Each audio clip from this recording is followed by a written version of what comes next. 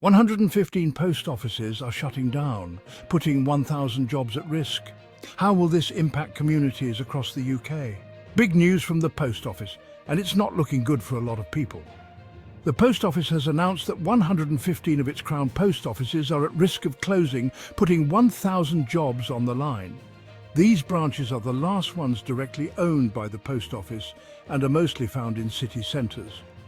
Now, these closures could mean these branches might be handed over to retail partners or independent postmasters. Currently, the post office operates 11,500 branches across the UK, with about 9,000 run by independent postmasters. Another 2,000 are operated by big retailers like WH Smith, Tesco and Morrisons. But it doesn't stop there. Hundreds of roles at the post office's head office are also under threat. Nigel Railton, the chair of the post office, says this shake-up, which depends on government funding, aims to increase pay for postmasters by £250 million over the next 5 years. But hold on, not everyone is happy about this. The union group representing post office staff has called these plans tone-deaf and immoral, urging for a rethink. Railton defends the plan, saying, "The post office has a 360-year history of public service. We want to secure that service for the future by learning from past mistakes and moving forward for the benefit of all postmasters." He added, "The value postmasters deliver must be reflected in their pockets, and this transformation plan provides a route to adding more than £250 million annually to postmaster remuneration by 2030, subject to government funding." But not everyone buys it. Dave Ward, the General Secretary of the Communication Workers Union, slammed the move, calling it a cruel attack, especially so close to Christmas.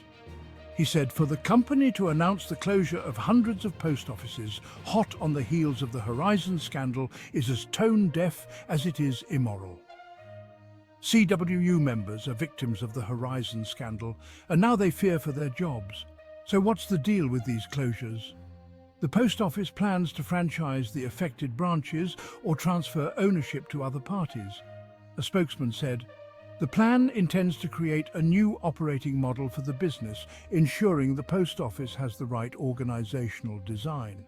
The government has been consulted on these plans amid the ongoing public inquiry into the Horizon IT scandal, which wrongfully convicted hundreds of sub-postmasters. Jonathan Reynolds, Secretary of State for Business and Trade, testified at the inquiry, saying very significant changes were needed to the post office business model.